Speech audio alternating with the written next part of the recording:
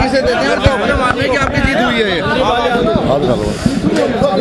हाँ जी, हाँ पक्का कह रहा भी भाषण दे दो।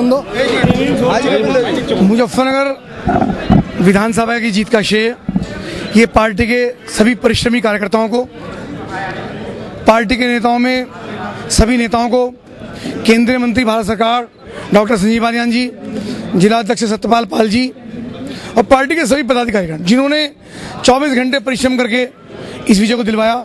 हमारे मतदाता, खासतौर से हमारी बहनें और बेटियां, जिनके लिए हमारा नारा भी था कि बहन बेटी के सम्मान में कपिल देव मैदान में उन्होंने बहुत परिश्रम के साथ ये चुनाव लड़ा।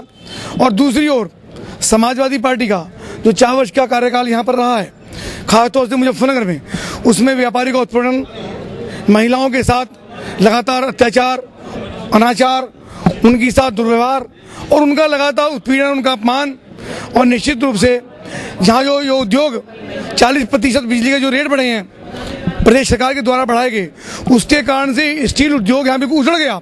उसके कारण से व्यापारियों के अंदर बहुत भारी नाराजगी समाजवादी सरकार के खिलाफ थी।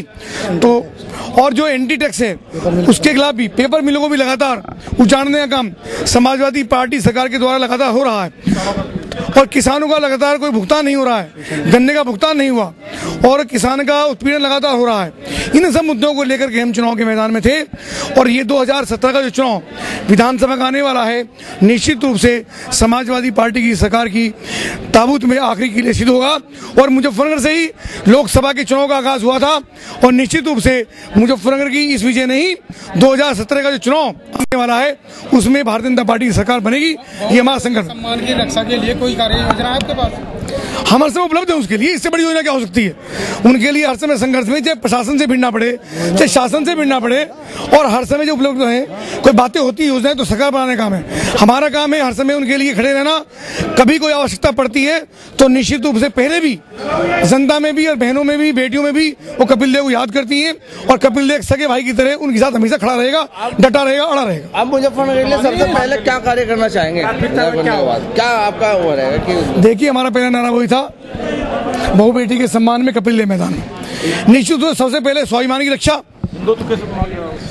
सबसे पहले जो हमारे सब क्षेत्रवासी हैं उनके स्वाभिमान और सम्मान की रक्षा, जो व्यापारी का उत्पीड़न हो रहा है उसकी रक्षा, जो लगातार इंस्पेक्टर राज और लगातार व्यापारी को उत्पीड़न करने का काम, चौथ वसूली का काम जो हमारे व्यापारियों से होता है, उनके साथ हम संकल्प के साथ खड़े हैं और लगातार उनके लिए हम संघर्ष करते रहेंगे। विकास का मुद्दा क्या रहेगा?